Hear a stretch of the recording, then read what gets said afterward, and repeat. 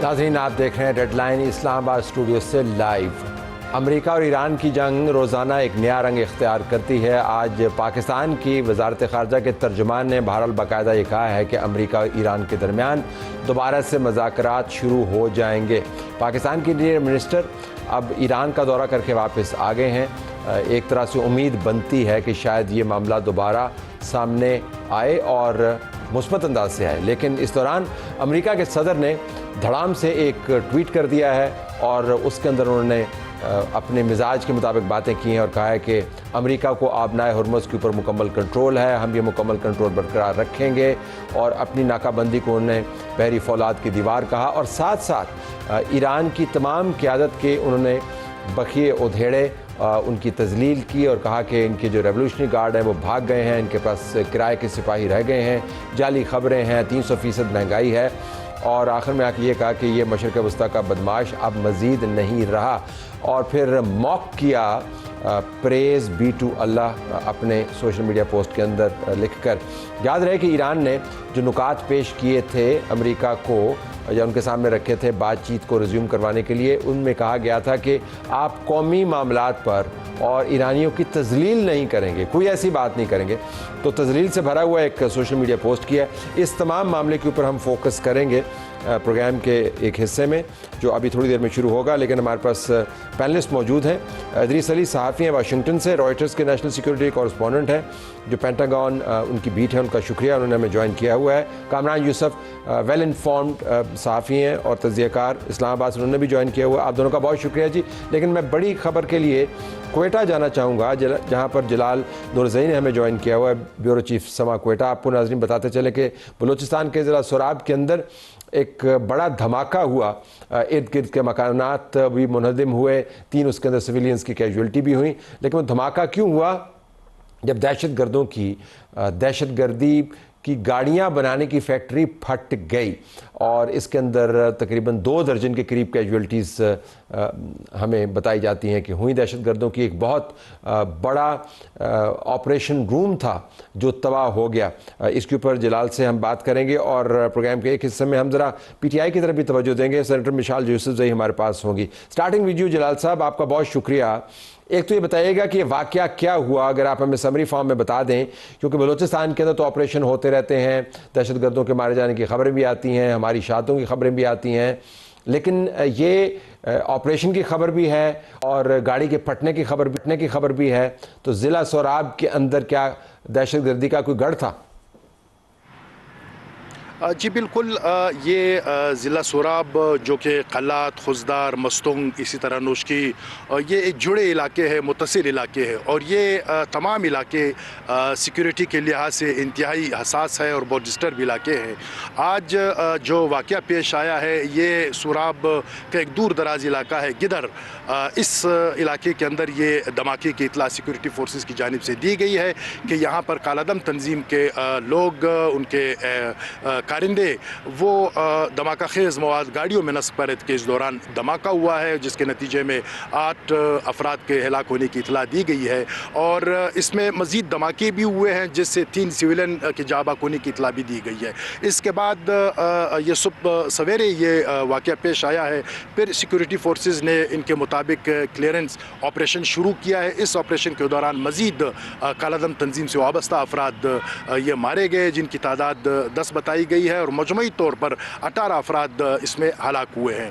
तो ये सोराब का इलाका, आज भी यहाँ पे एक नाखुशगवार वाक़ा पेश आया है कि गाड़ी आ रही थी जिसे मुसल्लह अफराद ने रोकने का इशारा किया, गाड़ी न रुकी, इस पर फायरिंग की गई, एक शख्स जाबाक हुआ है। और फिर इससे मुतसिल जो कलात का इलाका है, ये कलात का इलाका सूबाई वज़ीर दाखिला मीर ज़िया लांगो का इलाका है और आज मीर ज़िया लांगो ने इस इलाके का दौरा भी किया है, वाक़या नोटेबल से मुलाकात की है, सिक्योरिटी सूरत हाल पर उनको ब्रीफिंग भी दी गई है। फिर ये जो मस्तंग का कटकुचा इलाका है, ये भी सोराब से करीब इलाका है, इसमें कर्फ्यू का निफाज हुआ है। फिर यहाँ जाके नोशकी में काफ़ी दिन तक सिक्योरिटी का निफाज रहा है ताकि उस पर क्लियरेंस हो, उसमें ऑपरेशन किया जा सके। फिर जलाल, जिस तरह आप ये बता रहे हैं, एक तो सोराब की जोग्राफियाई اہمیت سے ہم اب آگاہ ہو رہے ہیں کہ کیوں یہاں پر دہشت گردوں نے اپنا اکٹھ کیا ہوگا، کیونکہ ظاہر ہے یہاں سے وہ ارد گرد چہار اطراف اپنی ایکٹیویٹی کر سکتے ہیں۔ جو آپ کو اطلاعات مل رہی ہیں، کیا یہاں پر دہشت گرد بیٹھ کر یہ ان کا پلاننگ سینٹر تھا، یہ ان کی سپلائی لائنز تھیں، یہاں پر وہ گاڑیوں کے اندر بارود بھرتے تھے، دہشت گرد تیار کرتے تھے؟ سیکیورٹی ذرائع آپ کو کیا بتا رہے ہیں؟ جی، سیکیورٹی ذرائع کا یہی کہنا ہے کہ یہی گاڑیاں یہاں پہ دھماکہ خیز مواد نصب کیا جا رہا تھا، پھر یہی گاڑیاں اپنے مقاصد کے لیے مختلف علاقوں میں اس کا استعمال ہونا تھا، اور پھر یہ ہم اس کو مخصوص نہیں کر سکتے ہیں کہ گدر کے اس علاقے میں یا اس گاؤں میں یا اس گھر میں اس نوعیت کی کوئی ایکٹیویٹی ہو رہی تھی۔ یہاں تو اس پورے علاقے میں، جیسے میں نے گنوایا، ان پورے علاقوں کے پہاڑوں میں، ان کی آبادیوں میں اس طرح کی عملیات یہ تو معمول ہے۔ آج بھی دیکھیں نا، وڈ کا علاقہ جو کہ اس سے لسبیلا سے قریب ہے، خزدار کا علاقہ ہے، اور پھر اسی قلات میں آج بھی حملے ہوئے ہیں، اس میں بھی نقصانات کی اطلاعات ہے۔ تو یہ پورا علاقہ، یہ ایران بارڈر، پھر افغانستان کے بارڈر تک، پھر یہاں سندھ سے متصل علاقوں تک، یہ پورا علاقہ، یہ پورا ریجن ڈسٹرب ہے۔ تو اس کو ہم کسی ایک جگہ پر مخصوص نہیں کر سکتے کہ اس مقام پر یہ ایکٹیویٹی ہو رہی تھی۔ ان پہاڑوں میں، ان قومی شاہراہوں پہ آپ دیکھ لیں، یعنی یہ جو سوراب کا علاقہ ہے، یہاں سے قومی شاہراہ تربت اور پنجگور کو جا کے نکلتی ہے، پھر متصل کے علاقوں میں اگر آپ جائیں تو پھر یہ تفتان کو بھی ایک قومی شاہراہ جاتی ہے، کوئٹہ کراچی شاہراہ، تو اگر کوئی جانا ہو تو اسی سوراب سے اوکے ہم نے گزرنا ہے۔ اور ان شاہراہوں پہ تو آئے روز یہ مین شاہراہوں پہ مسلح لوگ نکل آتے ہیں، وہ یہاں پہ جلال آپ کا بہت شکریہ، آپ کا بہت شکریہ۔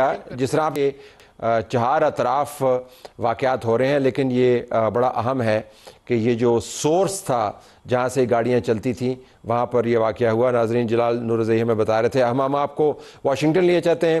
ادریس علی صاحب ہمیں واشنگٹن سے جوائن کر چکے ہیں، کامران یوسف اسلام آباد سے، اور ماروی سرمد جو ماہر بین الاقوامی امور کی، انہوں نے بھی واشنگٹن سے جوائن کیا۔ تینوں کا بہت شکریہ۔ Idrees, starting with you, Donald Trump کا نیا سوشل میڈیا پوسٹ، اور اس میں ایران کی قیادت کے حوالے سے تضلیلی مواد بھرا ہے انہوں نے۔ یور ٹیک آن دس؟ ایک طرف سے ہم کہہ رہے ہیں کہ بات چیت شروع ہو جائے گی، دوسری طرف سے وہی گالم گلوچ نما بیانات۔ جی دیکھیں، میرے خیال سے یہ بالکل ایک فینٹیسی کے طور پہ انہوں نے ٹویٹ کیا ہے سوشل میڈیا پوسٹ، کیونکہ ریالٹی ہے کہ یو ایس کنٹرول نہیں کرتا اسٹریٹ آف ہارموز، اور ایران دکھا چکا ہے بار بار کہ ایک چھوٹے سے ڈرون کے ساتھ وہ کامرس اور شپنگ کو ڈسٹرب کر سکتے ہیں۔ تو میرے خیال سے یہ ایک نیریٹو بلڈ کرنا چاہ رہے ہیں پریزیڈنٹ ٹرمپ، وہ کرنا چاہ رہے ہیں کافی ٹائم سے، کہ دکھائیں کہ یو ایس جیت رہا ہے۔ میرے خیال سے یہ پیور فینٹیسی ہے، ان کو بھی پتہ ہے، میرے خیال سے امریکہ میں زیادہ تر لوگوں کو بھی پتہ ہے، مگر وہ اب میرے خیال سے ایک وے آؤٹ ڈھونڈ رہے ہیں۔ ان کی اب اسٹریٹجی بن چکی ہے کہ کسی نہ کسی طرح سے باہر نکلے، اگنور کریں ایران کو۔ تو میرے خیال سے یہ جو ٹویٹ ہے، یہ اس کی ہی طور پہ ایک ایفرٹ ہے، مگر کوئی زیادہ فرق نہیں پڑے گا، کیونکہ ریالٹی ہے کہ یو ایس کے پاس کیپیبلٹی نہیں ہے اور اس ٹائم پہ کہ وہ اسٹیٹ آف ہارموز کنٹرول کر سکے۔ بڑی دلچسپ آپ نے بات کی، تو میں ذرا پوچھتا ہوں کہ جو انٹیریئر منسٹر کا دورہ ہے کامران، جو رینج آف میٹنگز ہوئی ہیں اس دورے کے درمیان، وہ آپ سمجھے کہ انہوں نے تمام اہم باکسز کو ٹک کیا ہے؟ وہ تمام لوگ جو نظریاتی طور پر ایران کی ریاست کو ریپرزینٹ کرتے ہیں، یا سفارتی طور پر یا سیاسی طور پر، انہوں نے سب سے ملاقاتیں کی ہیں۔ آپ کے خیال میں کیا میسج کنوے ہوا ہوگا، یا ہماری طرف سے پش کیا گیا ہوگا؟ کیونکہ یہ جو معاہدہ ہے میرے خیال میں 7-8 دن میں ختم ہونے والا ہے، اس کی رینیول پہ بات ہوئی ہوگی۔ Your take?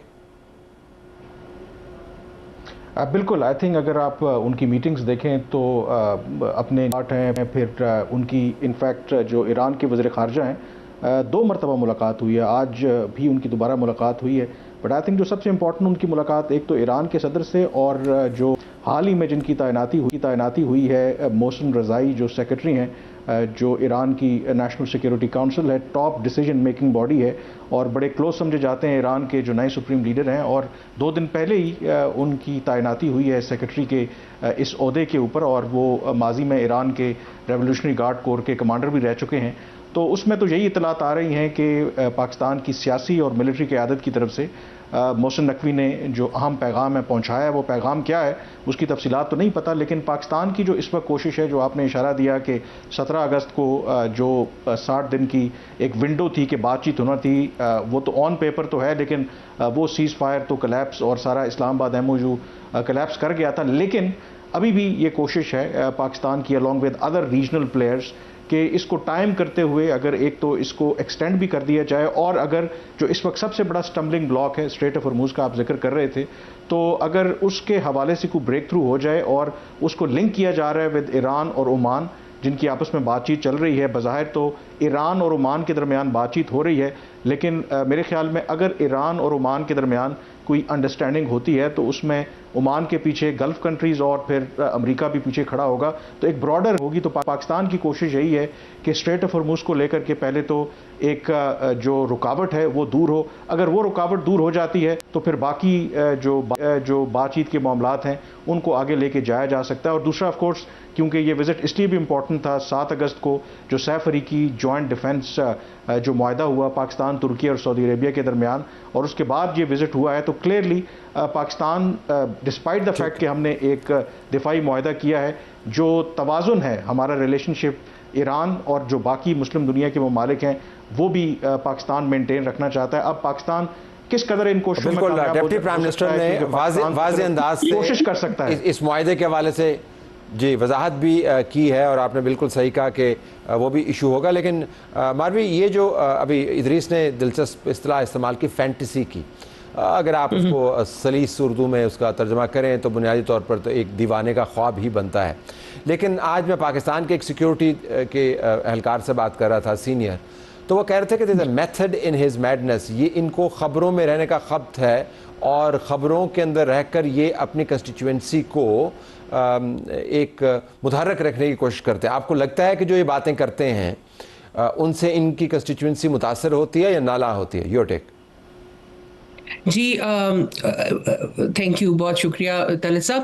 اصل میں یہ دونوں چیزیں ہی درست ہیں، کیونکہ ٹرمپ جو ہیں وہ بہت عرصات سے نہیں، جب یہ صدر نہیں تھے تب سے آپ کو یعنی آپ کے سننے والے دیکھنے والوں کے لیے مزیدار بات ہوگی کہ ایک یہاں پر مشہور ہے جرنلسٹوں میں چیز کہ یہ فلاں خبر اگر لیک ہوئی ہے تو کیا یہ جان ملر کی طرف سے یا جان بیرن کی طرف سے لیک ہوئی ہے؟ تو جان بیرن جو ہے یہ نام ٹرمپ استعمال کیا کرتے تھے، خود فون کر کے خبریں لیک کرتے تھے اور کہتے ہیں میں جان بیرن بات کر رہا ہوں۔ تو اب یہاں پر ایک مذاق بن گیا جرنلسٹوں میں کہ جان بیرن نے تو نہیں لیک کی، یہ جو طیارے کی خبر لیک ہوئی ہے یہ بھی یہاں پہ یہی کہا جا رہا ہے جان بیرن نے لیک کی ہے۔ تو وہ ٹرمپ کا ایک یہ وتیرہ ہے کہ وہ نیوز ایجنڈا کو لیڈ کرنا چاہ رہے ہوتے ہیں، اس کو ان کو اپنی پاور کا یہ احساس ہوتا ہے کہ وہ نیوز ایجنڈا کو اپنی مرضی سے ادھر سے ادھر موڑ سکتے ہیں۔ لیکن اس والی صورتحال میں یہ واقعی ایک فکس میں ہے۔ یہ ظاہر ہے کہ یہ سب کو بتانا چاہ رہے ہیں کہ یہ ٹوٹل کنٹرول میں۔ اوور دی ویکینڈ بھی انہوں نے جو اسٹیٹمنٹس بھی دی تھیں میڈیا سے بات کرتے ہوئے بھی اور ٹروتھ سوشل کے اوپر بھی، اس میں انہوں نے کہا تھا ٹوٹل کنٹرول ہے اسٹریٹ آف ہارمز پہ۔ یہ جو اٹیک ہے اس کا ایک اسٹریٹجک امپلیکیشن یہ بھی ہو سکتی ہے کہ حوثیز اور ایران بھی شاید اس وقت یہ چاہ رہے ہوں کہ گلف آف عمان سے امریکہ کا فوکس ہٹا کے باب المندب پہ یا اس کو ڈائلیوٹ کیا جائے، کیونکہ امریکہ کے پاس اب اتنے وہ ریسورسز نہیں ہے، بہت ہی اسٹرین میں ہے جو ان کا پینٹاگون ہے۔ تو اور اس کی بھی مختلف خبریں پینٹاگون کے اپنے آفیسز نے لیک کی پچھلے ہفتے میں، اور پچھلے 2 ہفتے جو ایک بہت زوردار خبر یہاں پر گردش کرتی رہی وہ یہ تھی کہ شاید ٹرمپ جو ہے وہ ایران کے اوپر نیوکلیئر اٹیک کر دیں، کیونکہ اگر وہ اپنے آپ کو جی بالکل، یہ بلکہ جارج گیلوے کا تو ٹویٹ بھی میں نے اس کے اوپر دیکھا کہ ایکسٹریم ایکشن ہوگا، وہ تو امپلیکیشنز کی بات کر رہے ہیں۔ لیکن اگر آپ مجھے اجازت دیں، آپ نے ذکر کیا پینٹاگون کا پروگرام اس نے کیا، آپ نے پینٹاگون کا ذکر کیا تو ادریس کی چونکہ بیٹ ہے، یہ جو سٹوری ہے ٹرمپ کی جہازوں والی، یہ بڑی حیران کن سٹوری ہے۔ وہ بتا رہا ہے یعنی امریکہ کا ایک صدر ہے، وہ محفوظ ترین سیکیورٹی حصار کے اندر ہوتا ہے، جب وہ کنٹینر کے اندر گھس کے دوسرے جہاز میں جانے کی خبروں والی بات کرتا ہے، مطلب یہ کتنی امبیرسنگ چیز ہے، یا اس کے اندر بھی کوئی میتھڈ ہے، وہ کوئی پیغام دینا چاہ رہا ہے؟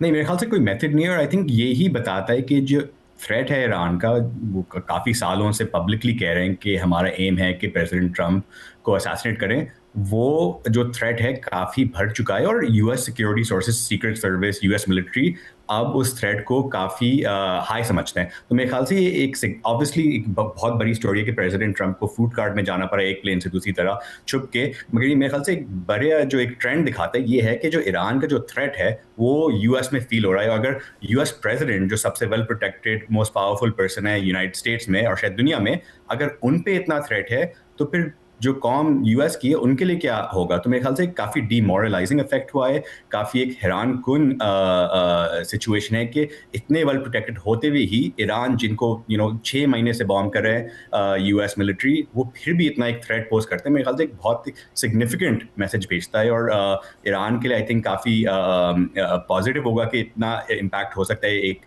ملک پہ جس کو سینکشن کیا ہوا ہے کوئی صدیوں سے, اور پھر بھی اتنا افیکٹو ہو سکتے ہیں. میرے خیال سے کافی بڑی اسٹوری, اور واشنگٹن میں بالکل صحیح بولا کہ بہت اسٹوری جیسے کہ فائر کیچ کر چکی ہے, کیونکہ یہ بہت کویشچنز ریز کر رہی ہے کہ اگر پریزیڈنٹ ٹرمپ کو نہیں پروٹیکٹ کر سکتے تو کیا ہوگا پورے ملک کا.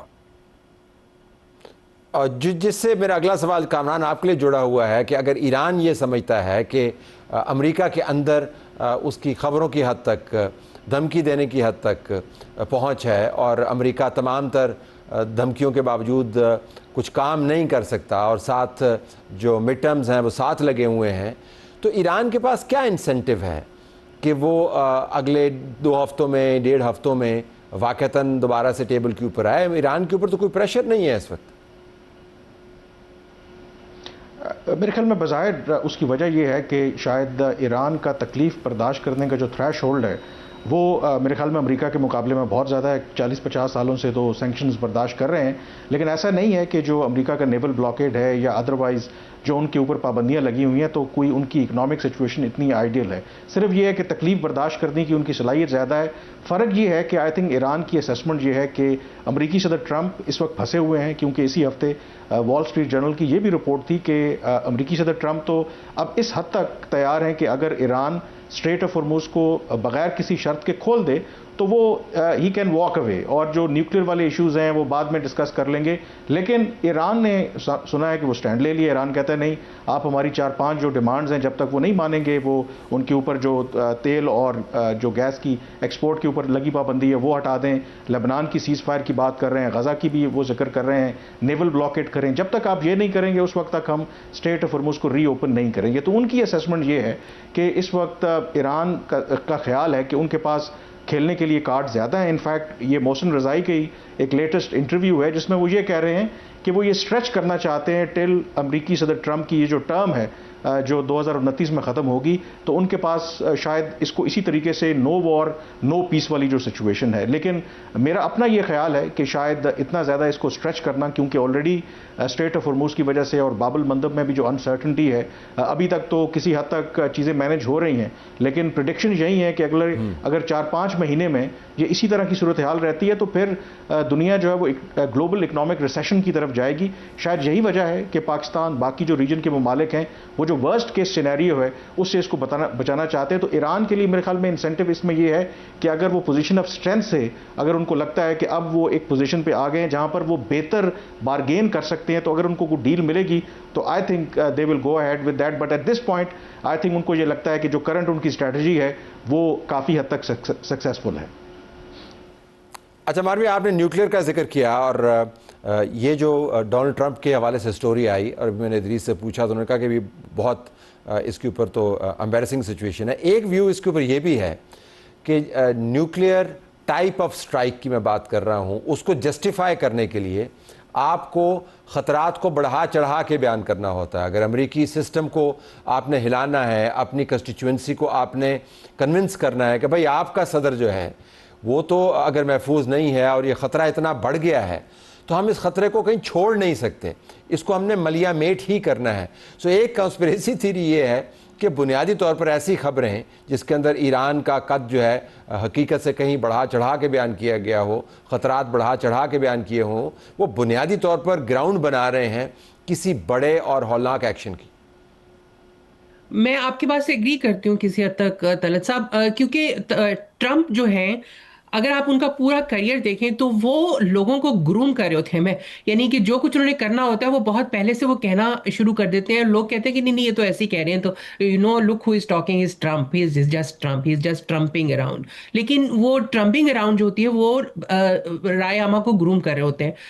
اس میں ان کی ایک مجبوری یہ بھی ہے کہ نومبر میں یہاں پہ الیکشن آ رہے ہیں اور دسمبر میں اسرائیل میں الیکشن آ رہے ہیں، اور ان دونوں صدور کے یہ صدر ہیں وہ وزیر اعظم، ان کی مجبوری یہ ہے کہ اگر اسرائیل میں تو مسئلہ یہ ہے کہ اگر وہاں پر وہ الیکشن ہار جائیں گے، جس کے بہت امکانات ہیں، تو وہ سیدھے جیل میں جائیں گے، کیونکہ ان کے خلاف جو کیس بنا ہوا ہے بدعنوانی کا، رشوت ستانی کا اور جو بھی ہے، وہ بہت ہی اسٹرانگ ہے اور بہت ہی اس وقت اگریسولی جاری ہے. تو جنگ کی وجہ سے انہوں نے اس کو ڈیلے کیا ہوا تھا. اب اگر یہ جنگ ختم ہو جاتی ہے ان کا تو اس کے اوپر دار و مدار ہے زندگی اور موت کا.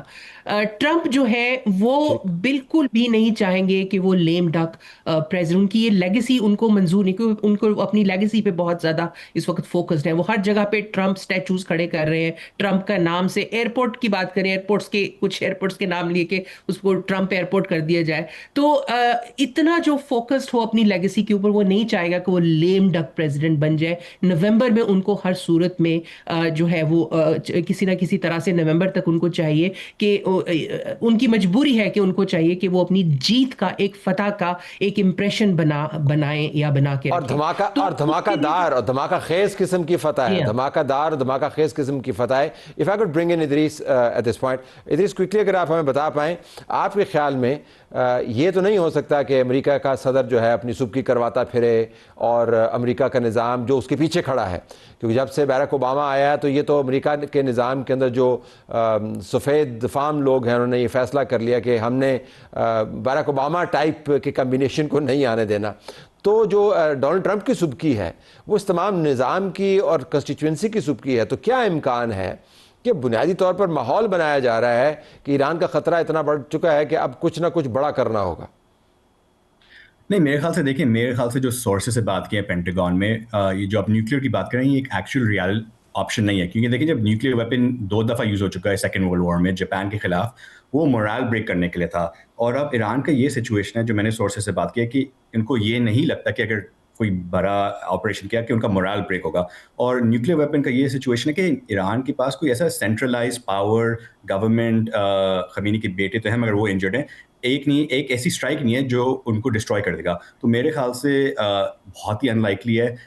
میرا خیال سے اپوزٹ سچویشن ہوگی کہ پریزیڈنٹ ٹرمپ وائنڈ ڈاؤن کریں گے، اس کے علاوہ کہ وہ کسی نہ کسی طرح کوئی بڑا آپریشن کریں. Okay, I have to leave it there. آپ تینوں کا بہت شکریہ.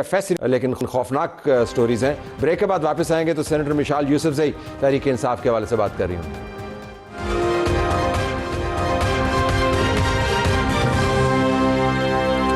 پروگرام میں خوش آمدید ناظرین. سینیٹر مشال یوسفزئی تحریک انصاف کو ریپرزینٹ کرتے ہوئے ہمارے پاس موجود ہیں. سینیٹر صاحب آپ کا بہت شکریہ.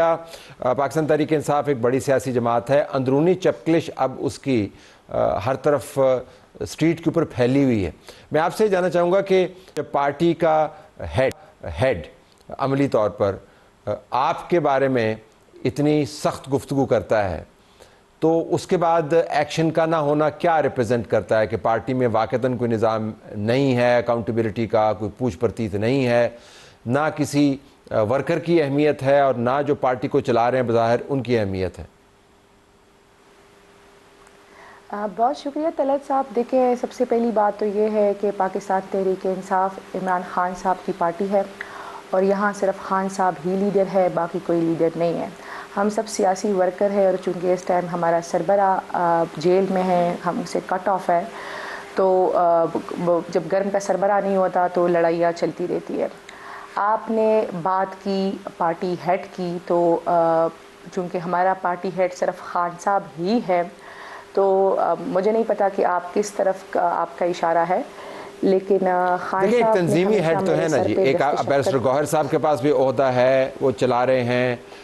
سلمان اکرم راجہ کے پاس بھی عہدہ ہے، وہ چلا رہے ہیں. تو جب جی دیکھیں تنظیمی طور پہ ہیڈ ہمارے بالکل بیرسٹر گوہر صاحب ہی ہیں، اور مجھے نہیں لگتا تھا کہ سلمان اکرم راجہ صاحب کو اس قسم کی بیان بازی کرنی چاہیے تھی.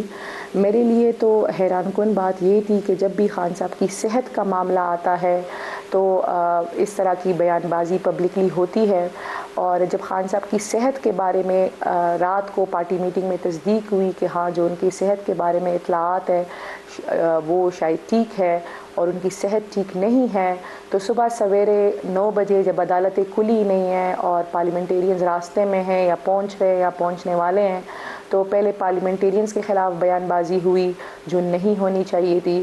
پھر اس سے اگلے دن اس کے بعد پارٹی گروپس میں ہم بہت کچھ کہتے رہتے ہیں. یہ وہ پلیٹ فارم ہے جو ہمیں خان صاحب نے اویلیبل کیا ہے کہ آپ کھل کے وہاں پہ اظہار رائے کر سکتے.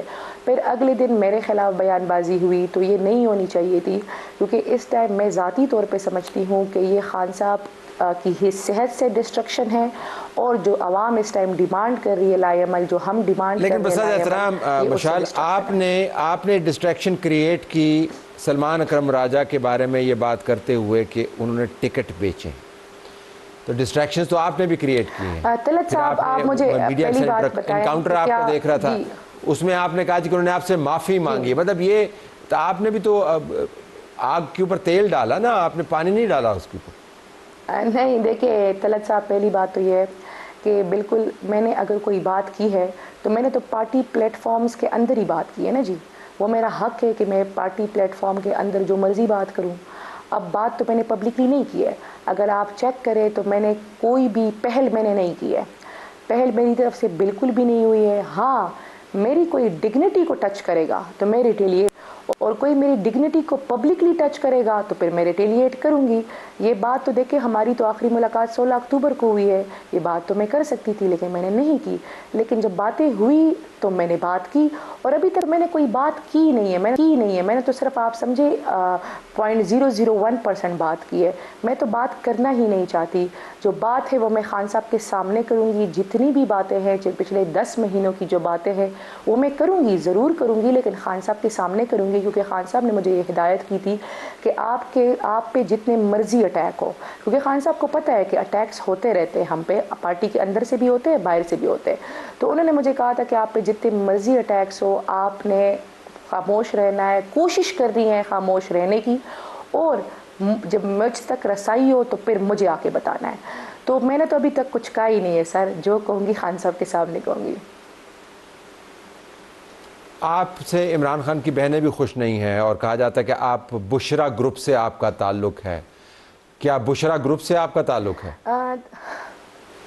طلعت صاحب بات ایسی ہے کہ بشرا بی بی صاحبہ میرے لیے بہت ہی باعث احترام ہے. خان صاحب کی اہلیہ ہے، میری ماں کی جگہ پہ ہے، اور مجھے خان صاحب نے ہی بی بی صاحبہ کی ذمہ داری دی تھی. یہ ایک مرتبہ پھر سے میں آن ایئر کہنا چاہتی ہوں کہ بی بی صاحبہ سے جیل سے پہلے میں زندگی میں کہیں بھی نہیں ملی. عدت کے جس دن فیصلہ آیا اس دن خان صاحب نے مجھے ان کی ذمہ داری دی. خان صاحب نے کہا آپ نے بی بی کے ساتھ کھڑا ہونا ہے. میں نے ہر طرح کی مشکل برداشت کی، ہر طرح کی کمپین برداشت کی، ہر طرح کے اٹیکس برداشت کیے، باہر اندر ہر طرف سے، لیکن میں نے کوشش کی ہے کہ جو خان صاحب نے مجھے ذمہ داری دی تھی وہ نبھاؤں. اب میں بی بی کی فوکل پرسن نہیں ہوں، لیکن وہ میری لیڈر کی بیوی ہے، ان کی عزت ہے، آج ان کے ساتھ وفاداری میں کھڑی ہوئی ہے. تو ہاں اگر کوئی سمجھتا ہے کہ میں بی بی کے ساتھ کھڑی ہوں تو میں وہ کیا کہتے ہیں بانگ اعلان یہ بات کرتی ہوں کہ ہاں میں کھڑی ہوں. اب یہ فرمائیے گا کہ جو عمران خان کے سامنے آپ نے کہا باتیں کریں گی، جب رسائی ہوگی تو باتیں ہوں گی. کے پی کے چیف منسٹر کے 2 قسم کے بیانات ہیں. ایک کی تشریح شفیع جان نے ہمارے پروگرام میں کی، انہوں نے کہا جی کہ انہوں نے رسائی کی بات نہیں کی، ہمارے مارچ کا مقصد تو رہائی ہے. لیکن رسائی کی باتیں بھی ہم سن رہے ہیں کہ رسائی 27 سپتمبر سے پہلے ہو جائے گی. آپ کتنی پر امید ہیں کہ عمران خان تک رسائی ہو جائے گی، ایسی رسائی جس کے اندر آپ اپنے دل کی باتیں بھی کر لیں، دوسرے لوگ بھی ملیں؟ طلعت صاحب پہلی بات تو یہ ہے کہ اس ٹائم اگر ہم رسائی چاہ رہے ہیں تو میں رسائی اپنے دل کی باتوں کے لیے نہیں چاہ رہی. ہم رسائی چاہ رہے ہیں خان صاحب کے ڈاکٹرز کے لیے. ہم رسائی چاہ رہے ہیں کہ خان صاحب کے پرسنل ڈاکٹرز ان تک پہنچے اور خان صاحب کو ہسپتال شفٹ کیا جائے. اور ہم آپ سمجھے کہ اس کے لیے چیف منسٹر صاحب نے بھی کہا، پارٹی نے بھی کہا، اور میں آج آپ کے شو میں آن ایئر یہ بات کرنا چاہتی ہوں کہ خان صاحب کے ڈاکٹرز تک رسائی دی جائے. ہم خان صاحب کی صحت پہ کوئی سیاست نہیں کرنا چاہتے، کسی بھی قسم کی کوئی بھی سیاسی گفتگو نہیں ہوگی. ہم چاہتے ہیں کہ خان صاحب تک ان کے ڈاکٹرز کی رسائی اور خان صاحب کو ہسپتال شفٹ کیا جائے. اور جب تک خان صاحب کا علاج جو ان کا پراپر علاج کیا جائے، اور جب تک خان صاحب کا علاج ہو رہا ہے ہم کوئی سیاسی بات چیت نہیں کریں گے. اس ٹائم میری دل کی بات سے زیادہ خان صاحب کی صحت اور ان کی زندگی اہم ہے. اور میری آپ کے پروگرام کے توسط سے میں یہ پیغام دینا چاہتی ہوں ان تمام لوگوں کو جن کے ہاتھ میں یہ اختیار ہے کہ وہ خان صاحب تک ہماری رسائی کرائے، کہ وہ ڈاکٹرز کی رسائی کرائے.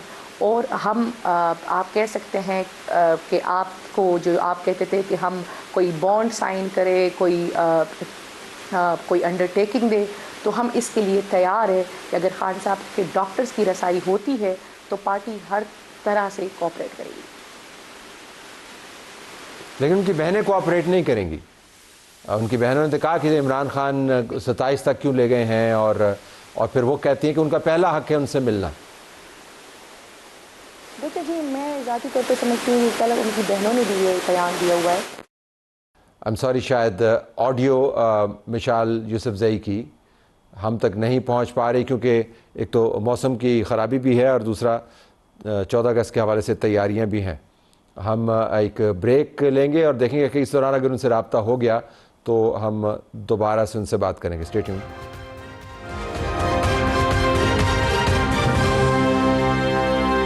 ناظرین، ہمارا رابطہ سینیٹر مشال یوسف زئی سے بحال ہو گیا. سینیٹر صاحبہ، کوئکلی اگر میں آپ سے پوچھ پاؤں، ایک بڑا معاملہ برابر میں چل رہا ہے اور وہ ہے نئے صوبوں کا. عمران خان اپنے دور میں جب طاقت میں تھے وہ کہا کرتے تھے کہ نئے صوبے بننے چاہیے. آج کل کے حالات میں اس بحث میں آپ کی جماعت آپ کی نظر میں کہاں پہ کھڑی ہے؟ نئے صوبے ہونے چاہیے، نہیں ہونے چاہیے؟ کے پی میں کئی صوبے ہونے چاہیے یا نہیں؟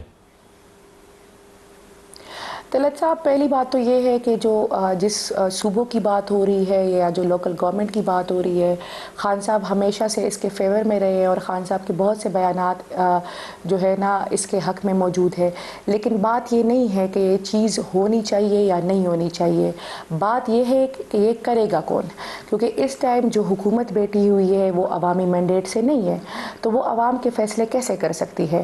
اور چونکہ یہ ایک بہت بڑا ٹاپک ہے. سپوز اگر ریفرینڈم کروایا جائے عوامی رائے کے لیے، اگر ریفرینڈم کروایا جائے مثلا، دیکھیں ہم پچھلے 3 سالوں سے یہ بات کر رہے ہیں کہ اس ملک کا سسٹم کولیپس ہو چکا ہے اور یہ سسٹم مزید آگے نہیں جا سکتا.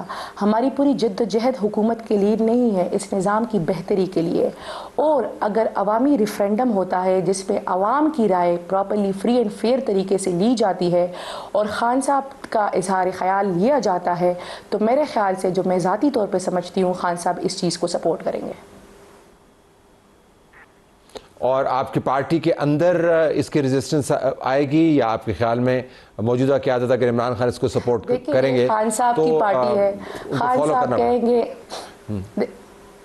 نہیں جی. دیکھیں یہ خان صاحب کی پارٹی ہے اور ہم خان صاحب کے نظریے کے ساتھ اور ان کے احکامات کے ساتھ کھڑے ہیں. اور جب خان صاحب کی طرف سے یہ بیان آ جائے گا کہ آپ نے اس کو سپورٹ کرنا ہے تو ہم سپورٹ کریں گے. اور اگر خان صاحب کی طرف سے بیان آ جائے گا کہ آپ نے نہیں سپورٹ کرنا تو ہم نہیں سپورٹ کریں گے. لیکن میں ذاتی طور پہ سمجھتی ہوں کہ جتنی بھی خان صاحب ساتھ ڈسکشن ہوئی ہے اڈیالہ جیل میں، خان صاحب لوکل گورنمنٹ کے بہت ہائی سپورٹ میں ہیں. خان صاحب جو آپ کہہ سکتے ہیں ڈویژنل لیول پر ان کا تو ایک بیان موجود ہے جو حکومت ختم ہونے کے بعد بھی خان صاحب نے کہا تھا کہ اگر میرا بس چلے تو میں ہر ڈویژن پہ ایک صوبہ بناؤں. تو ہم ذاتی جو محسن نقوی صاحب نے 3 سال بعد یہ بات کی ہے کہ یہ نظام کولیپس ہو چکا ہے، انہوں نے ہماری ہی بات کی تائید کی ہے، کیونکہ ہم پچھلے 3 سالوں سے اور اس سے پہلے سے کہہ رہے تھے کہ پرانا پاکستان نہیں چل سکتا، اب ہمیں نئے پاکستان کی ضرورت ہے. سینیٹر مشال یوسف زئی، آپ کا بہت شکریہ، آپ نے ہم سے بات کی. ناظرین، ہماری طرف سے یہ کچھ. اللہ حافظ.